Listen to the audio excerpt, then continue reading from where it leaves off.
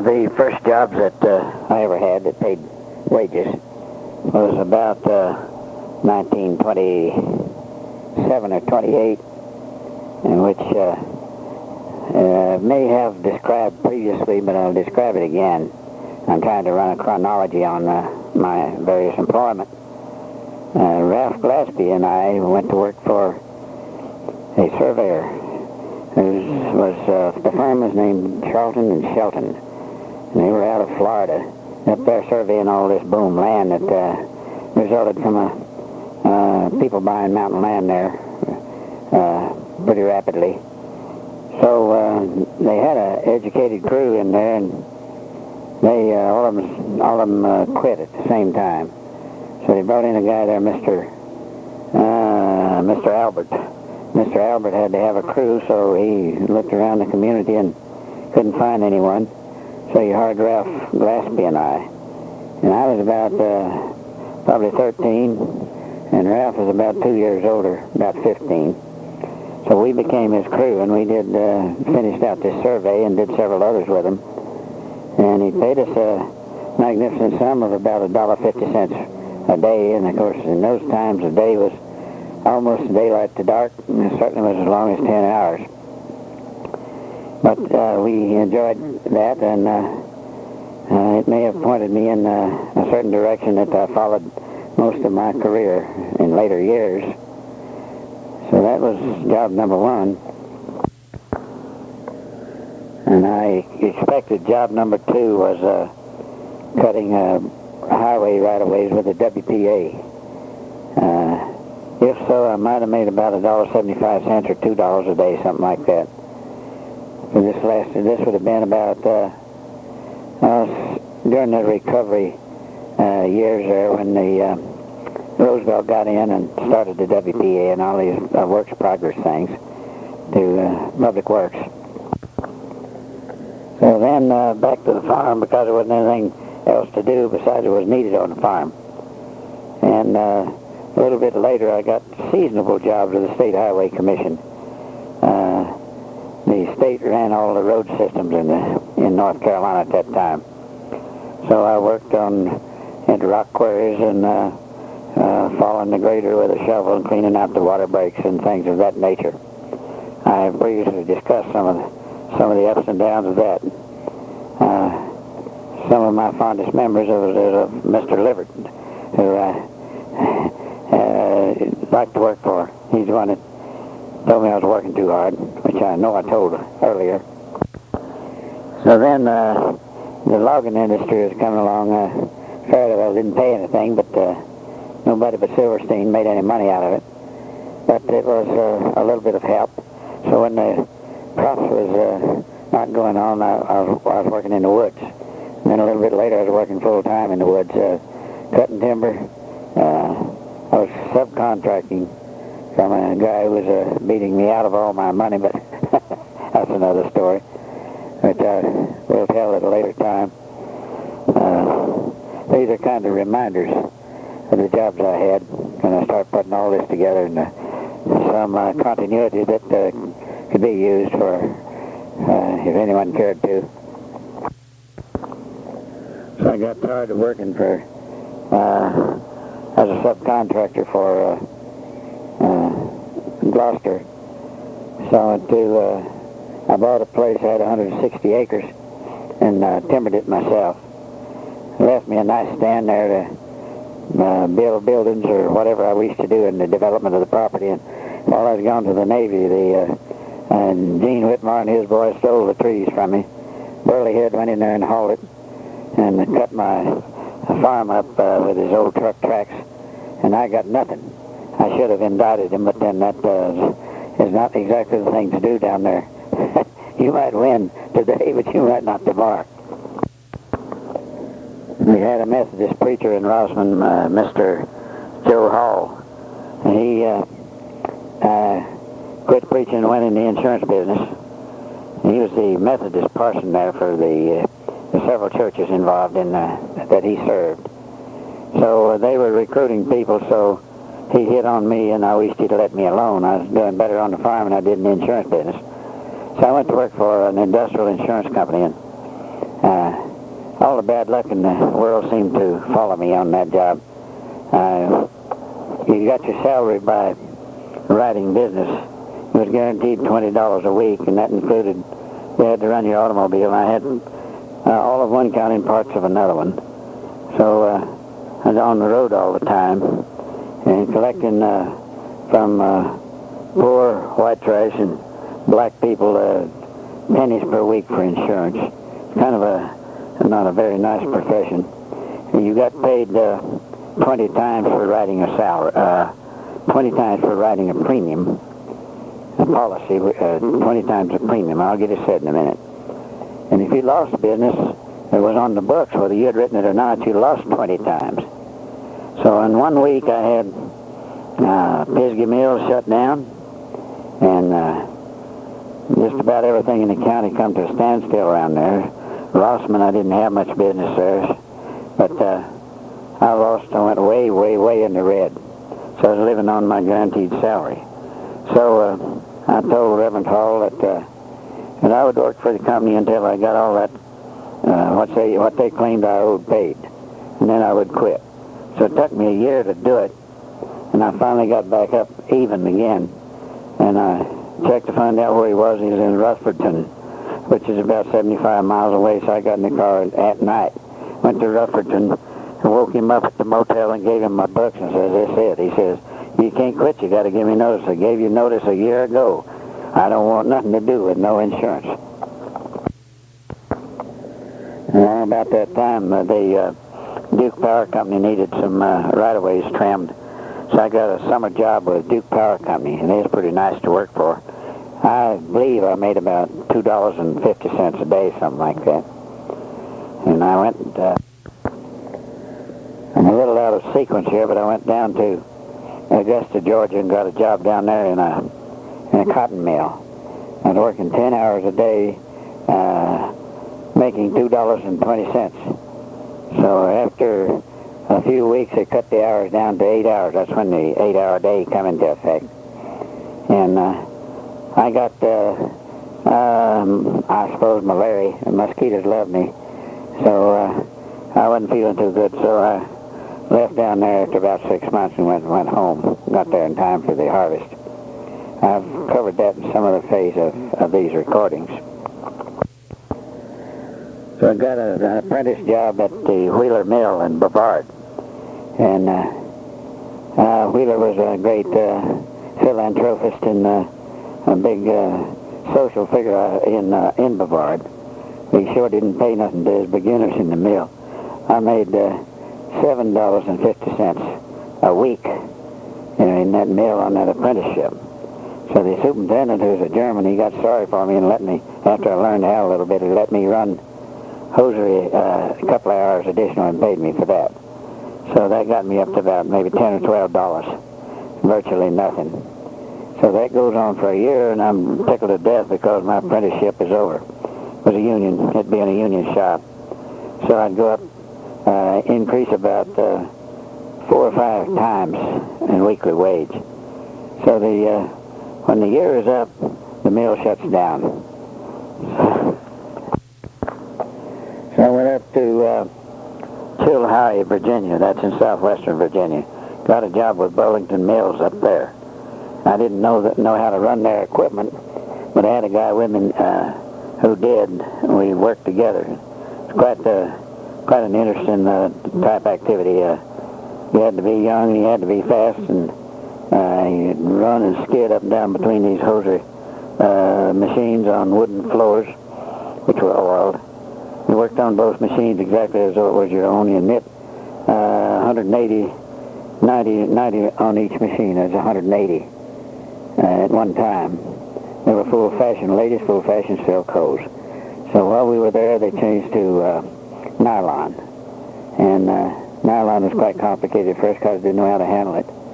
But they finally learned how, and the beautiful nylons went to coming out.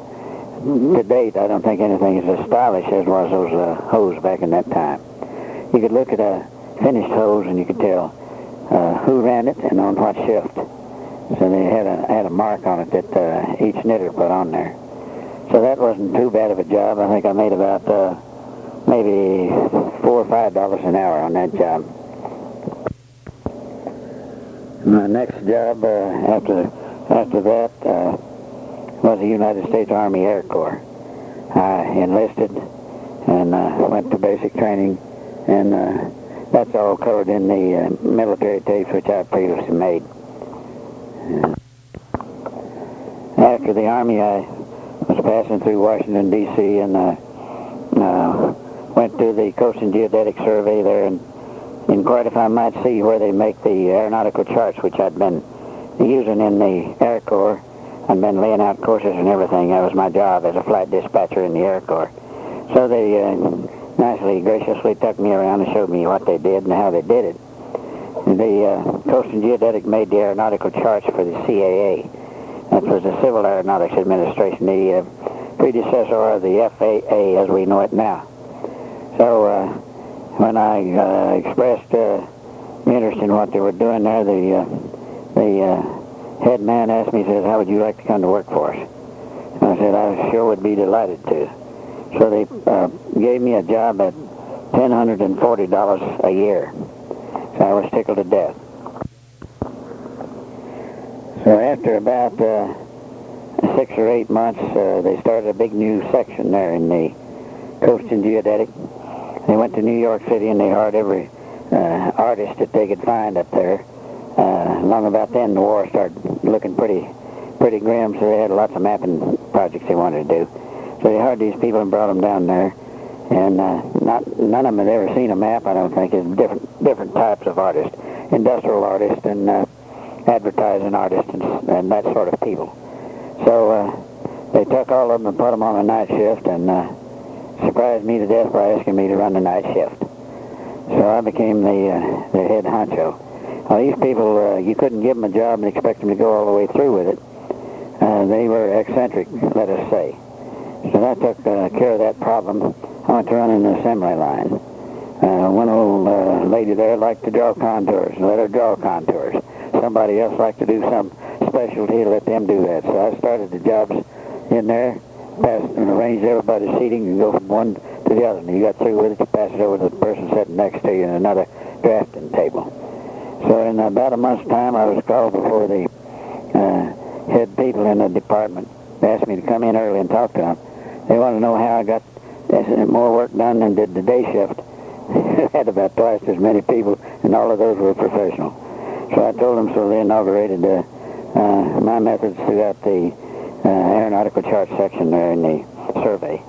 So I stayed there till I decided one day that I'm going to join the Navy, because they had there was the last day that they would take recruits in the Navy without drafting people. So I went. I couldn't get released because all of us was frozen on the job. This was 1942. So I wasn't allowed to leave because of the deferment. So I went to Secretary of Commerce. Jesse Jones was the cabinet member under Roosevelt. I went to his office and asked that I might be exempted from that and be allowed to join the U.S. Navy, at which time it was granted. He wrote me a letter. I took it to Arlington and, Alexandria, and I got by the draft board there with it, went over to Washington, D.C. and joined the Navy. The Navy sent me to the Washington Navy Yard as a draftsman. I'm there about a very short while, and they said, you're a map man, you need it at the hydrographic office. So they sent me to the hydrographic office out of Suitland, Maryland. Now, I have covered that experience in great detail in another tape. Back early in the sequence, I skipped one that I should have mentioned. I'll do it now for a reference, for my own reference. For about 3 different summers, after the crops were laid by, I worked for the county agent.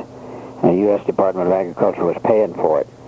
And it was compliance checking. That was back when they paid you to leave certain fields fallow and had to have measurements on them. So I went out there and started measuring the fields.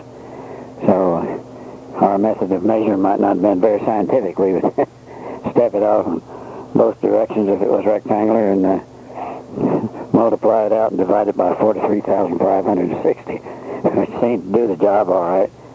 So that was a little supplementary money there. Not very big pay, but it helped a little bit.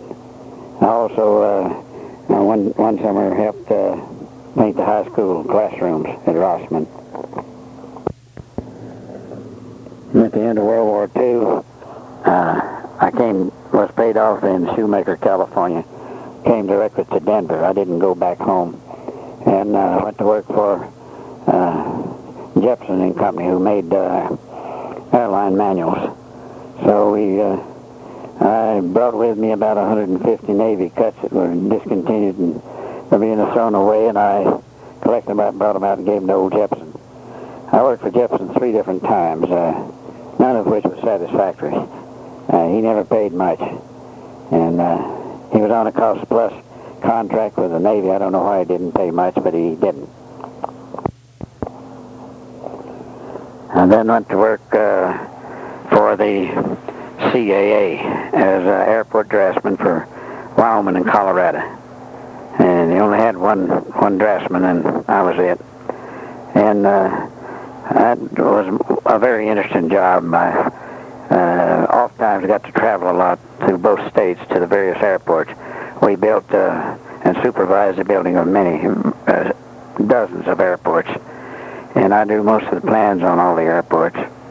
The county, the deal was that the federal government would pay for 57% of it, and the counties pay for the states the rest of it.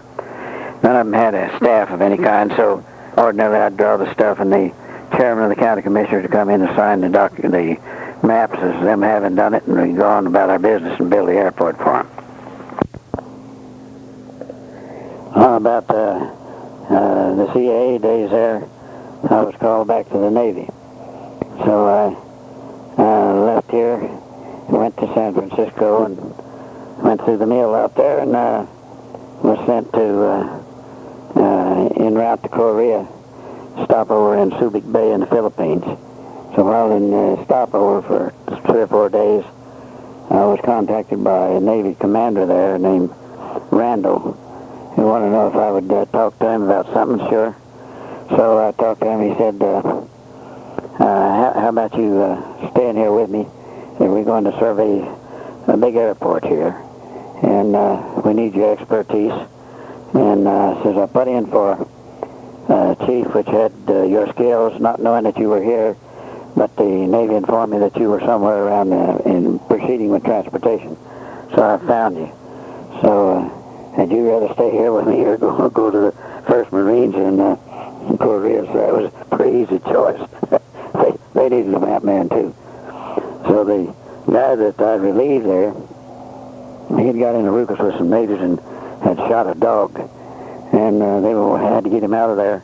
So they sent him up to the Marine Corps as their dressman, in the midst of the hottest fighting up in Korea. So he gets up there and he didn't know one end of the gun from the other, and he tells them, Marine commander there, I'm your new map man. Says, if I make maps. He said, what with? I don't know, what do you use? So some of them got sorry for him, took him out and showed him how to protect yourself a little bit and how to use a gun. So I felt sorry for him. I heard this story from one of our people that ran into him up there. So we did the big survey on the Subic Naval Air Station, and it was designed to be the biggest earth-moving job since Panama. And we had tremendous cuts and fills there. We cut 1,200 feet off of a mountain there to get it down out of the way, so the planes could turn in there. So it was not a good location for an airport, but it served the purpose that they wanted it for, I reckon. It still is now a major port out there. So that was as a CB, and when we got through with the job, we came back to San Francisco, and Randall, my captain there, he didn't see fit to confide in me much. If I had him, I'd have stayed with him. But they went, took the same survey team and went to Spain and did Rota in Spain. And he got through with that. They went down to the Seychelles and built Diego Garcia. There's a big airport down there. But I had gotten away from him in Port Hueneme. I got in touch with Commander Airpac Pacific Fleet in San Diego, and told them I had considerable experience and showed them a booklet which I had prepared and asked to be transferred down there, and they gladly accepted me. So I went down there as a Chief Petty Officer at the Air Navigation Office. And that was the most significant job I had, I guess, during that period of time. So while there, a big spit and polish station, everything by the numbers, that we put all the map supplies and survival gear, including gold bars to barter your way out and so on the aircraft carriers going to Korea. The carriers would go out there and set off in the Japan Sea and circle in a 5-mile circle and send sorties over Korea. And every pilot had a little cube of gold. I don't know how much it weighed, but they were about the size of your thumb in a little leather satchel. And he had to sign for it, of course, every time, and numbered. And that was to barter his way out in case he got shot down in there. I don't know how many of them showed up in bar rooms at a later time. While working there at Airpac, I worked on a special project with General Gaylor. He at that time was a Marine Corps colonel. He was liaison between the Marines and the Naval Air. So Gaylor got called back to active duty, back to flying duty suddenly. He and Ted Williams, the ball player, and several of the old-time flyers. It seems that out there, the young kids that they're sending out, there's 6 of them flew into a mountain following the leader. So that did it. And after that time, they said, well, an old man can't fly jets. And they took Gaylor, who was a Congressional Medal of Honor winner, incidentally. They took him back, and then a lot of the others checked them out on jets, and they went up there and fought. And Gaylor got shot down up there, back of the Red Lines. They got in there with a helicopter and got him. He had his rib cages broke loose from both sides of his breastbone. But by good fortune, they got him out, and he lives today in Dallas, Texas. He's a fine, fine gentleman, and would you believe it, a modest Marine. He never wore his Congressional Medal. I don't know why he didn't. Just modest, I guess. But we had a brash seaman guard one day. He starts out the gate without any medals or any decorations on. The guard tells him he's out of uniform. He says, I sure am.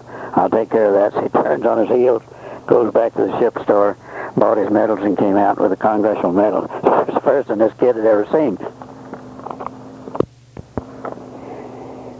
On getting out from the Korean War, I came to Denver and went to work again for Jepson. And I worked there for a little while as an engineer, a so-called engineer. He gave you a title, but he didn't give you the money that went with it. Should have given me about 3 or 4 times more than he did. So I didn't last very long. The throat cutters got to me there. The old boys have been there all the time. They don't want no outsiders coming in. So I quit, to heck with it. And I went to work for a civil engineer, a consulting firm here. It's W.A. Wilson and Company. The W.A. Wilson Company asked me would I transfer to Albuquerque. So I went down to Albuquerque and worked for them there, and had an enjoyable job there, really. And we did a lot of jobs out in the Indian country and all, which I've previously discussed in another tape. My next job was with Fairchild Aerial Surveys in Los Angeles, and that was the highest paying job I ever had. Also, it's a tremendous amount of overtime. So I went out there and went right to work. And I worked for a fellow which I knew from been in the 29th Corps Engineers during W2, and I'd ran into him and became acquainted with him out there when they were doing a lot of printing for us for the Navy. And I was liaison, toting it back and forth. So he was a pretty nice guy, and I found myself working for him out there at the company there. So Fairchild was an excellent company, and they were doing some remarkable things for that day and time. One of the first jobs was on doing a tax assessor's maps for Hamilton County, Ohio, which is Cincinnati. And we did a bang-up job there. The county's records office building got burned down, so they had to have new ones, so we made them from aerial photographs. And we did a lot of spectacular mapping projects while I was there. The next job I had, I left San Francisco. I came here to Denver, and I seen an ad in the paper wanting a draftsman. Went down and applied for it, and it was in Billings, Montana, for Sinclair Oil. So I went up there and worked for, I don't know how long, about a year, I guess. And I quit and came down here and went to work for a consulting engineer, William H. Berg-Winn.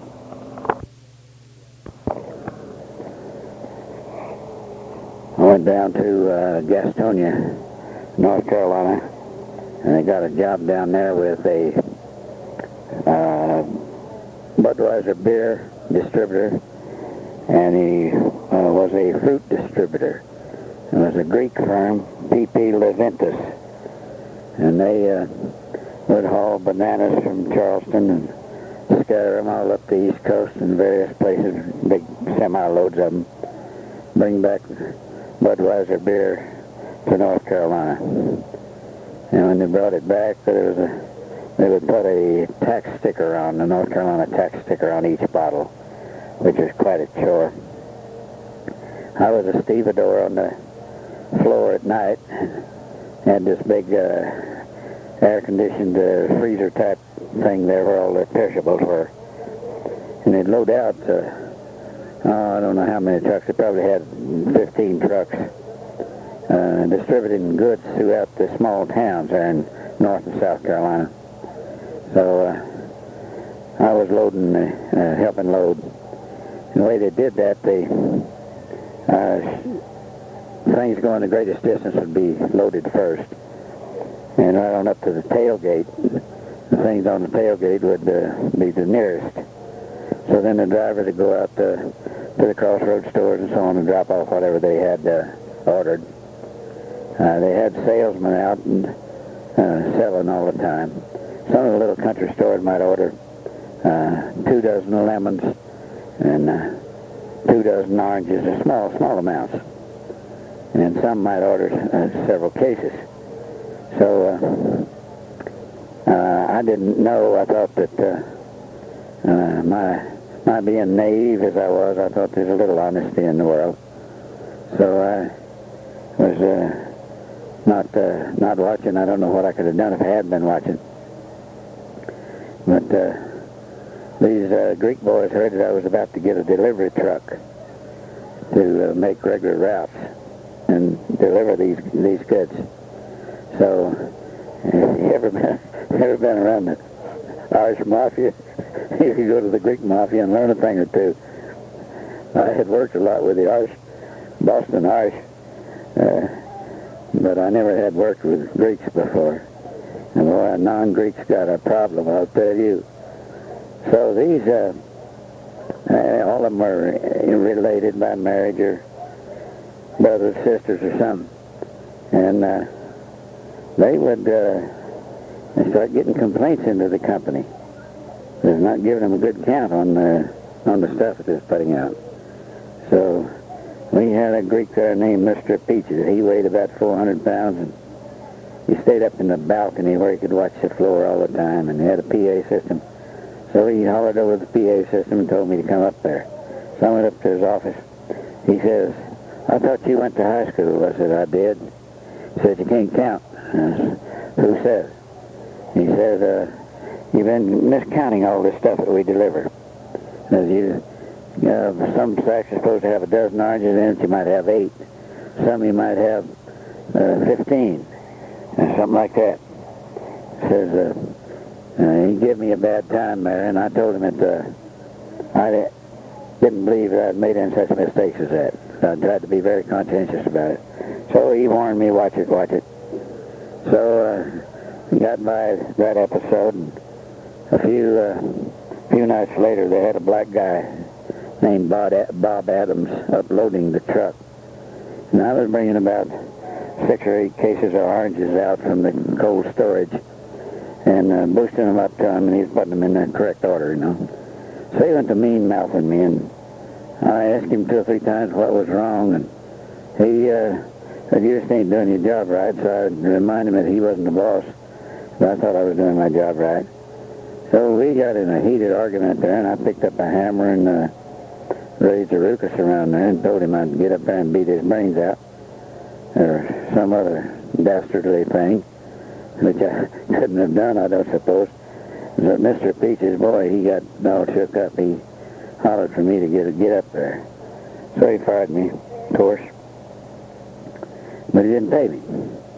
So my daddy knowed, and I knew him too, but my father knowed him better. The boy from Brevard had become Commissioner of Labor for the state of North Carolina, a fellow named Pat Kimsey. So I wrote Pat Kimsey a letter in Raleigh and told him who I was, and that I hadn't been treated exactly fairly there. I'd been dismissed, but hadn't been paid. So I got a letter immediately back from him saying, if you have not received your money by this time, day after tomorrow, let me know, and I'll chase it further. So about 2 days later, I get my check, miserably $35 or something that they owed me. And I have never seen such a dastardly bunch of bastards in my life running a business as was them. We went down to Charleston on a trip down there to pick up a load of coconuts and bananas coming off a ship down there. So we arrived down there and they backed the truck up to the conveyor belt coming off the ship. And here appears a Citadel cadet. And he had a roll under his arm of clothes, so he was a nephew of the owner of the company up in Gastonia, down there going to the Citadel. But he would get off from the school there and come over and help load trucks. That's how tight they are on money. So he changed his clothes there and done good work as anybody else. And then he put a uniform back on, went on back to the Citadel. And we would be wet with sweat and cold and everything from that hard work. Get in that truck, darn near freeze to death, and driving back up to Gastonia. I don't know how far it was. I don't know if it's 300 miles or not. It might have been something like that. Had one little interesting experience there. We went into a filling station or place of business or something. We might have went in somewhere to pick up something to eat. But there was a truck sitting there, and that guy was quite shaken up. He's standing there looking at the corner of his truck. And the Florida East Coast Railroad, the Seaboard Airline Railroad ran down through the Carolinas there to Florida. And it runs in a divided highway there in one place, an early time divided highway. And railroad ran down the middle. So the trains down in that flat country be clicking along pretty good. About as fast as they go, I guess. Anyway, he starts to cross from one side to the other to go to that store there. And the train hit the corner of his truck bed, which was sticking extended out the back. So how close it come to getting him. Boy, he was shook up. I may be jumping back and forth a little bit. That's the way I think about some of this stuff. I remember it, and I've left it out. So again, it's for my reference only. And I was thinking about the Coast and Geodetic Survey job that I had there. Prior to being selected to run that new department, I had been doing approach and landing charts. First it was made by the government, that section was making. There's 5 or 6 of us working on it. And we were individually drawing all these things down 8.5 by 11 when they were shot down. And it was an instrument approach for airlines. And quite interesting and quite complicated. And I personally drew Floyd Bennett Field in New York. I did Boston. I did Roswell, New Mexico. I did Biloxi, Mississippi. I did Jacksonville, Florida. And St. Louis, Missouri. So at that time, charts were pretty limited. You'll note that I refer to them as charts. Maps are something that the oil companies use, but navigation, stuff like that, referred to them as charts. Hangover from the nautical days when they were referred to as charts. So the first aeronautical charts are just modifications of nautical charts that existed. But up in Canada, Trans-Canada Airlines had a guy up there named the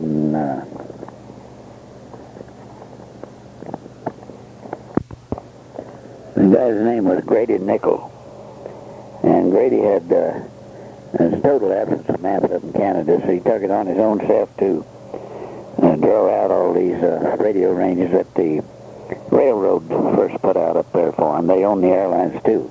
Trans-Canada Airlines is owned by Great Northern Railway or some of the railroads that run through Canada there.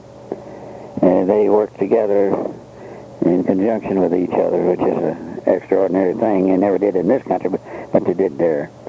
So Grady Nichols had put out a manual, and he would have put that out about 1935, 38, sometime like that. And I've always suspected that old Jefferson seen a copy of that and started his as a result of that. He was a pilot with Jefferson was a pilot with United Airlines, and he'd doing this on the side, and he went to peddling it and telling great lies about it, like he'd invented it and all, and we'd been putting them out for he was a co-pilot, I imagine. Anyhow, as time goes on, this grew into quite a thing. And the Coast and Geodetic was putting out, pretty soon was putting out worldwide, I guess. As far as I know, any place that had instrument landing and stuff like that, we were making the necessary charts for it. And listen to this, they sold for the magnificent sum of 5 cents each. The advent of the war there, with the early part of 1942, we were pretty closely guarded for security. At that time, we may have been the #1 mapping agency in the whole United States. The Army Map Service, stuff like that, didn't exist then. So we worked hard and worked good. And we were expanding pretty rapidly also. And we came, the Coast and Geodetic Survey has got a commissioned service like public health has. And in the advent of war, they become part of the Navy. They become staff people with different insignia, but equivalent rank. So we had an admiral there, Admiral Colbert, ran the Coast and Geodetic Survey, and his daughter June Colbert worked for us as a dressman. And all these commissioned officers was coming in from time to time. They did tours of duty at night, officer of the day and all everything, not unlike the military. So this one old sour guy named Commander Knox came by my section one night, and we at that time, I don't know if I had 25 or not, 20 or 25 I guess, and one of the boys was sitting over there dressing his heart out, but he was softly whistling. Wasn't bothering anybody. In fact, people kind of enjoyed it. So this Commander Knox goes over to him and tells him to knock off the whistling. And don't be whistling. So it just made me just about as mad as hell. Damn, he didn't have no right to do that. It didn't come under his province at all. So there wasn't no use to say anything to the higher-ups about it. It just raised the ruckus, so I went over and I told this guy, so I got a little plan. I told all the hands that tomorrow night, when we see that son of a bitch coming through here, we will all start whistling. So the next night he's making his rounds, tour of duty, and somebody other looked down the hall and whispered, here he comes. So we all started whistling the same song. I don't remember what the song was. But it was a great clamor there, and I think that he got the idea pretty good. He didn't say nothing. He never bothered us no more. We unknowingly had a German spy working there. He was a young man, spoke English well. I don't have no idea where he learned it, but he claimed he was from Salt Lake. So he, of course, was scouting everything we was doing. We was doing a lot of foreign stuff, too, for possible invasions and things of that nature. So he goes home for Christmas and never came back. So the FBI came in there and interrogated everybody to see what they could find out about this guy. I don't know if they ever caught him or if it did or didn't.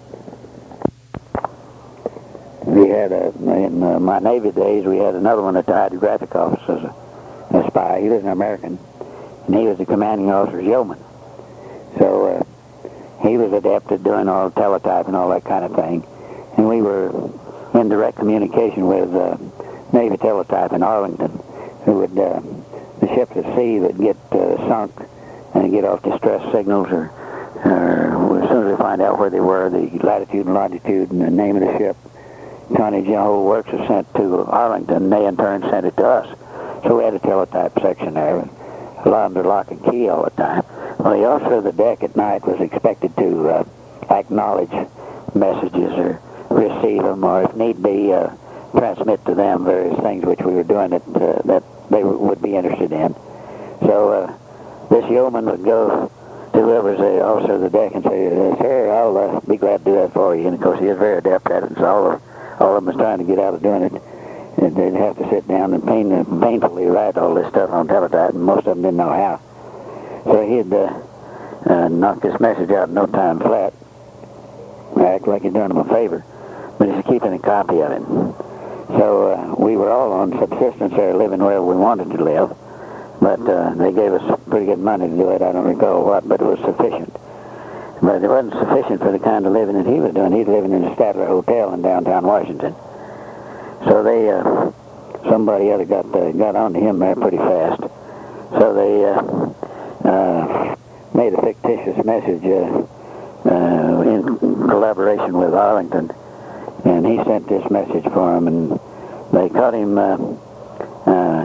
that night handing a copy of the message to one of the number one known German spies there was in and around Washington. So they caught the spy and they caught him. He disappeared. I never know what they did to him. I imagine they put him in military prison somewhere or other for a good long time. I don't think they shot him. They might have. He probably should have been.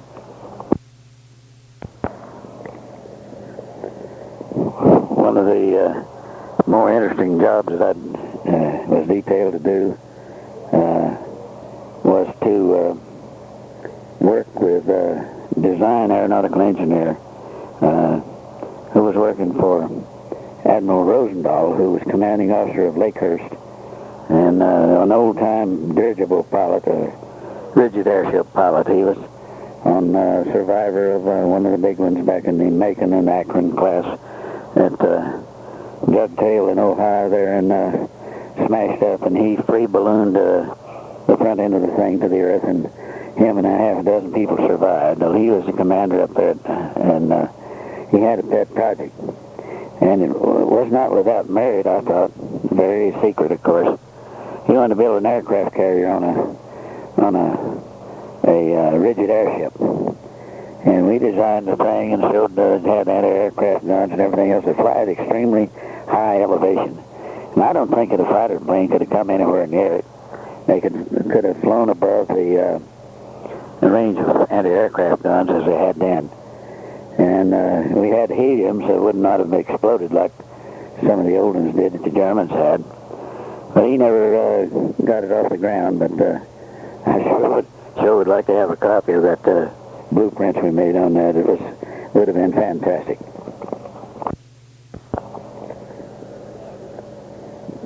The neutrality of Ireland, the Republic of Ireland during the war was not to be desired. So far as I know, old De Valera was still there, or else his cronies were. Anyway, they were anti-British, and accordingly was anti-American and anti-everything. So the airplanes flying across from Newfoundland over to Prestwick, Scotland, and places like that, sometimes they get into weather problems or something, would land in Ireland. They didn't turn them, of course. So they decided that their neutrality was very important to them, and they wanted the world to know it. So they went around every prominent post or headland or any bold eminence around the shoreline of Ireland, and they erected big, the equivalent of neon signs, immense things that could be seen at great distance. And these would be, I imagine they tried to put them 15, 20 miles apart, or again, depending upon the irregularity of the shoreline as to where they went. They went plumb around the nation like that with them things. And the German submarines went to navigating off of them. They made a pretty good fix. So I imagine our people did too, is flying airplanes over there. So I bet you a great many of them wanted to go over there and bomb them too. I worked with a civilian who had been a second mate on a merchant ship named Jim Harrington. And Jim was just white-headed as could be and was about in his late 20s, I guess. I've heard these stories all my life, and I have to believe him, that you can get under such stress that your hair will suddenly change color. Well, he claimed his did, and I have no reason to doubt it. He was on the Murmansk Russian convoys sailing around the Barents Sea to Murmansk in Russia, hauling cargo for him. And these normally were immense, maybe 50, 75 ship cargo hauling ships in convoy. And they were shepherded across by American submarines and dirigibles. And sometimes the weather wouldn't allow them to go all the way to the dirigibles. So they was kind of left at the mercy of the wolf packs of the German submarines. So they were off, I believe the name of the town was Stavanger, Norway. And the Germans had taken Norway and they put the Stuka bombers in there, the best they had.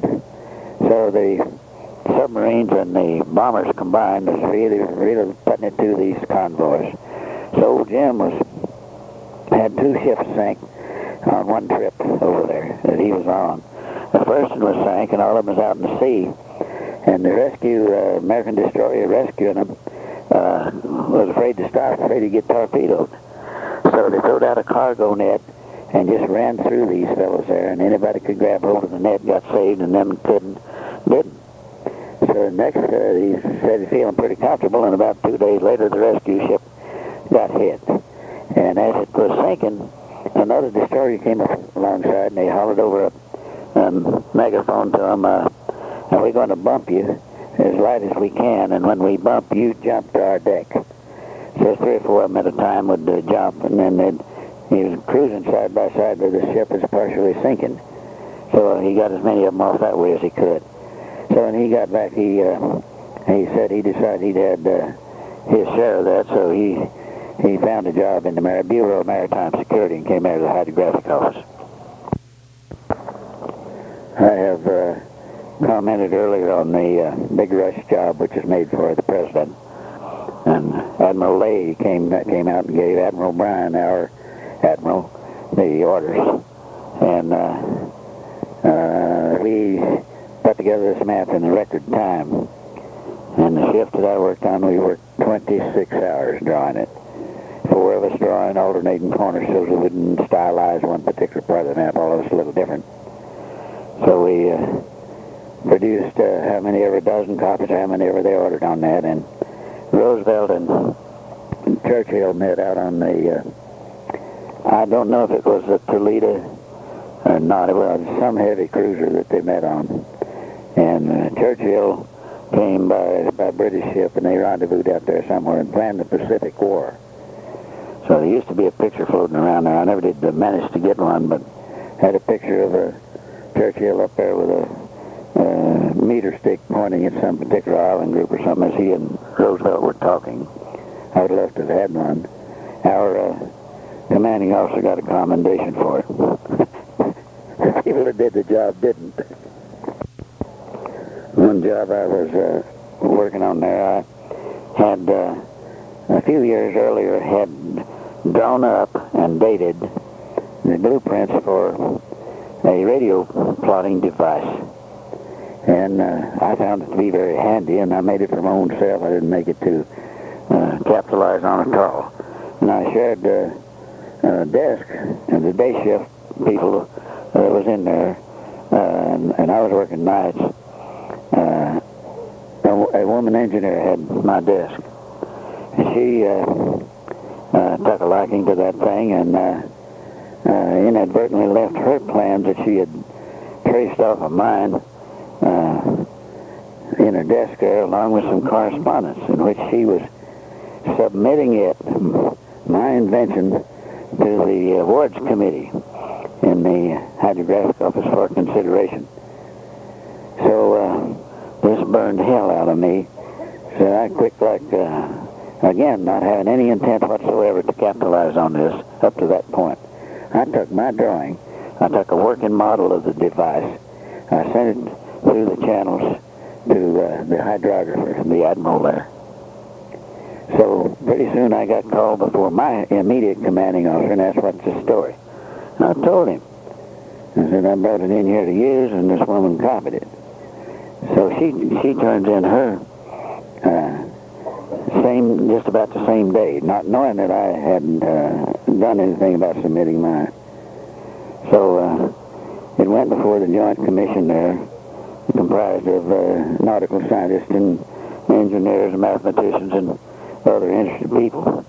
And all of them endorsed mine and recommended I be given a commendation for it. They sent it to Admiral Bryan, and Admiral Bryan did commend me for it in order that commendation be part of my record. Admiral Bryan was the finest gentleman I think I've ever seen, and very down to earth.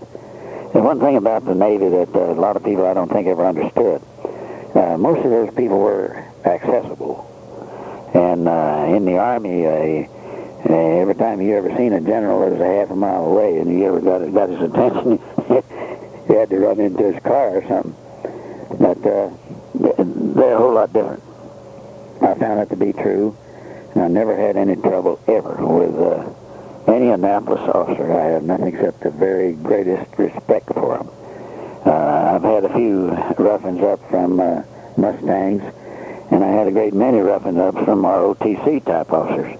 But you can nearly always outfox them. They don't know any more than you do, which to say is nothing. I got this job in Denver with a consulting engineer, William H. Bergwin Company. Bergwin was not an educated engineer. He was a Kansas grandfather clause engineer. He came here, and you didn't have to be college in Kansas. After you'd been an engineer so many years, you could go to another state and they would honor it. The societies would and recognize you and license you. Anyway, this is a Variious skin plant. They had a good many REA projects going on, and a lot of home improvement type surveys where you have to go out and survey the lots and that type of thing. They also had some engineering jobs on the Kansas Turnpike. So he didn't want to pay the price for an American, so under the Marshall Plan thing, they let all kind of foreign people come here and practice. So he had about 8 or 10 Israeli engineers. They were, I suppose, they may have been the equivalent of college educations. I doubt it. The ones I worked for didn't never seem to me to have much education. And despite their mathematics done in Arabic, the same as ours, they had some peculiar ways of making them. So I spent about half the time drafting after them to making corrections because I couldn't read their damn writing. Sort of like reading a prescription that the doctor writes, something of that nature. So these guys were skin flinting to beat the band. They would live down in the roughest part of town, and their wives would fry cook at night in some gin mill down there and save all their money and try to sneak out of the country. But the government officials was on to them pretty good, so we had one that told everybody goodbye and was ready to leave. And just about the time he was ready to leave, in pops a government man and told him he hadn't paid his taxes. They got him. But anyway, Bergwin, the deal was you would pay them half their salary and the government would match the rest of it. So it was a pretty good deal for the firm. So one Christmas Eve, he wants me to go around and deliver candy to some of his clients. So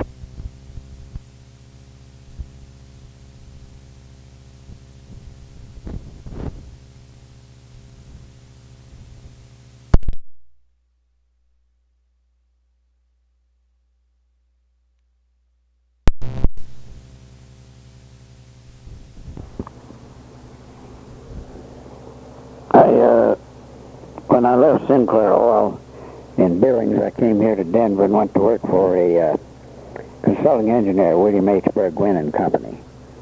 And he was something else.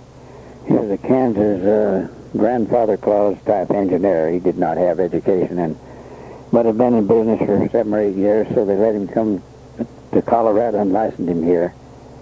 But he didn't want to give the personnel much, except a lot of work. And he was a little bit skinflinty. He used Marshall Plan engineers and a lot of foreign people, Israelis in particular. I couldn't read their writing. It was about like a doctor's prescription, something of that order. And they tried to get all the money they could together and sneak back into Israel, I guess. But the revenuers caught them most of the time, the people, the tax people. These guys was something else. The government would pay half their salary, which is a good deal for a Bergwin. He had several projects going, like REA in California, and he had a great bunch of home improvement loans around here, companies that give loans and make you survey your property and that kind of thing. And he had some contract work on the Kansas Turnpike. So he was notorious for sending his resident engineers down there and don't give no money, just send them down there. So most of them would have to finance themselves till they got back and they get a little bit of their money from time to time. So I didn't much care for the company. I thought it was not the best. So he paid us once a month, and he depended on his collections from the home improvement surveys to pay his personnel. So that could go on indefinitely. It depended on how anybody paid as to when he paid us. But he promised to pay us once a month. So this one, first of the month, he come around, he asked everybody individually, he says, "Do you mind waiting on me a couple of weeks before I can pay you?" Well, everybody just as poor as he was, but most of us said, "Well, yeah, if we can survive if that'll help any." So he goes out to lunch, and it's gone an extra long time. So our offices was on South Broadway in Englewood, and in an old store that had been vacated, and was right against the sidewalk and the curb. And long about 2 o'clock, he come driving in a new Buick.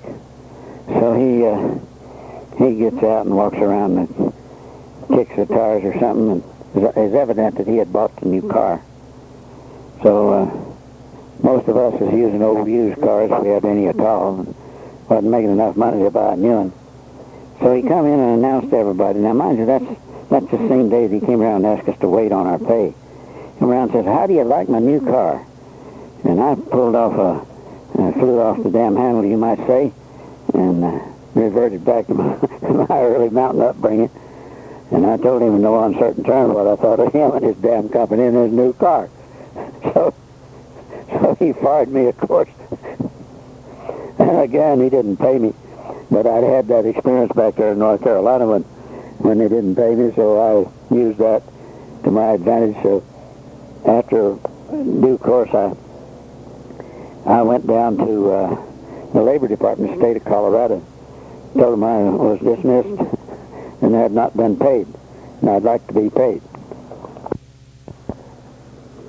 So about a week or so later, I received my pay, but he didn't give me my overtime. But I'd been working a lot of overtime.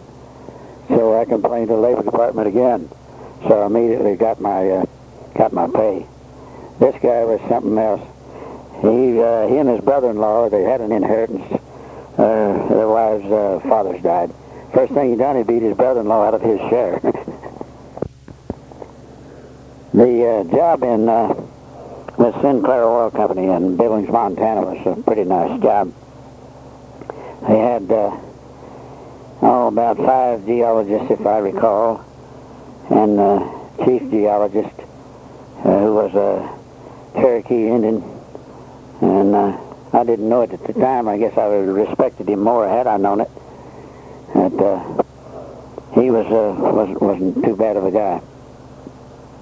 So I'm being the only draftsman, I kept pretty busy. And he divided, there's a big boom on in Montana, so he divided the state into 4 parts.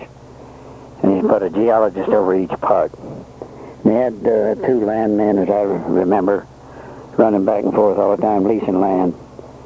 So on weekends, I'd travel around with some of the geologists.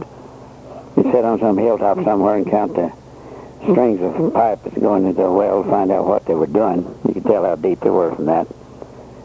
So some pretty interesting people up there. I met a guy who later worked with again. One of the finest gentlemen I've ever known, Mr. Hugh Wingirter. He was a Northwest University graduate in geology. An exceptionally nice guy.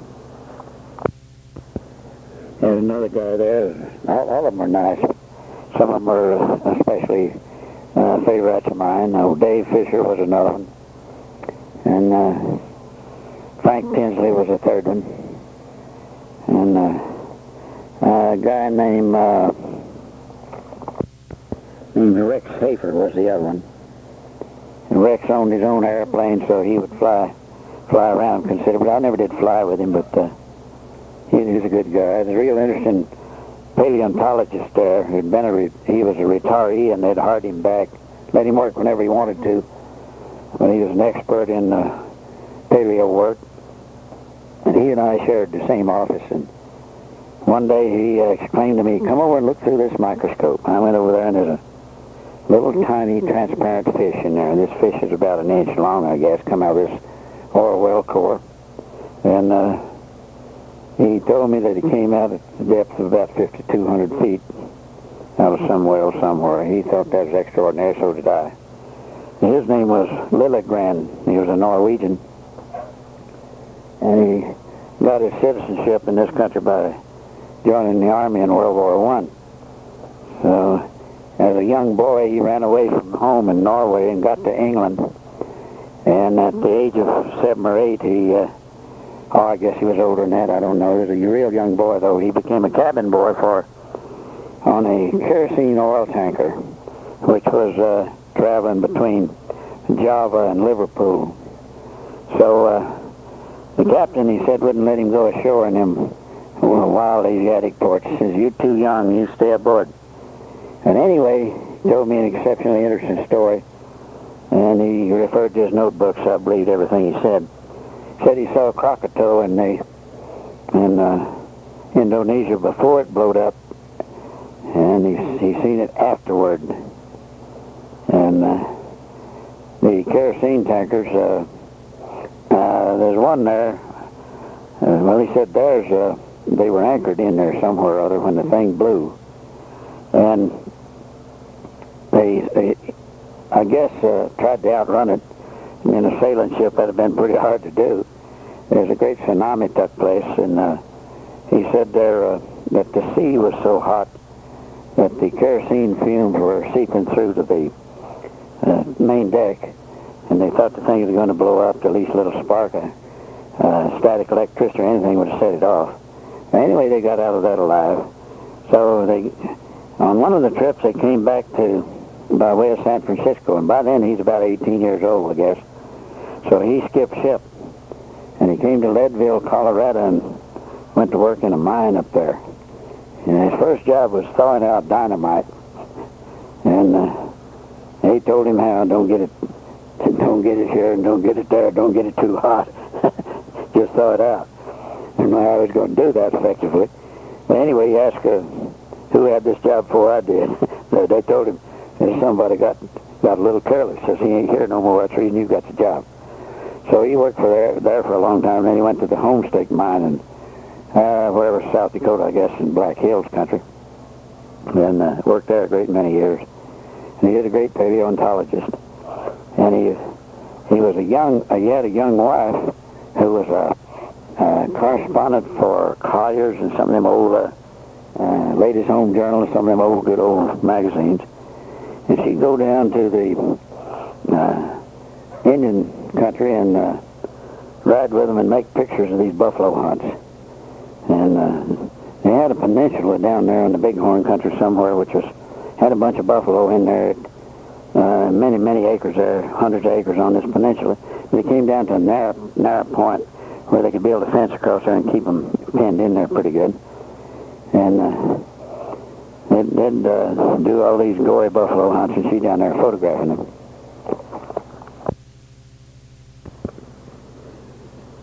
So in due time, they, after I had left there, I got a letter from old J.M. Lilligren. He said they were moving to Guadalajara in Mexico, and he wondered if I would get him some geological maps. He wanted to do a little consulting down there, so I gathered up all I could find and went to the libraries around here, the geological libraries, and found him a lot of good stuff. I shipped to him down there in Mexico and wrote me back a letter and told me said he had better maps than the Mexican government did. So old J.M., he died down there, and that's the last I ever heard of him. So I came here from that job to Denver and went to work for Murray Wilson Consulting Engineers out of Salina, Kansas. And they were a pretty interesting company. We had airport surveys, any number of good exercises, and they paid pretty good. And they asked me would I transfer down to Albuquerque. So I thought about it a little bit, and yeah, I'll go. So I went down to Albuquerque, and that was wow. I have told you previously about the job there. They paid good too. I hadn't worked there but about 4 or 5 months, and Christmas came, and they gave me a $1,200 bonus, which I thought was pretty good. We had an educated Spanish engineer there at graduate of Colorado, New Mexico School of Mines. And Murray A. Wilson, the company owner in Salina, Kansas, he'd come down there to talk Spanish to him. Murray's gotten old like some of us have from time to time, and he couldn't sleep at night. So he subscribed to the Reader's Digest, the Spanish edition. And then he got a Spanish dictionary so he could learn how to pronounce the words. And he would read aloud from the Spanish edition, and his wife would read the English edition. And the son of a gun learned how to speak Spanish that way. So he came down and would visit and go out sometimes on jobs with old Jimmy Silva, the previously mentioned engineer. And Jimmy told me one time, says he speaks better Spanish than anybody I know. So old Murray, he was pretty nice guy. I have previously told you in gory detail the various things about working there for Wilson's in Albuquerque, so I will not tell you no more about that.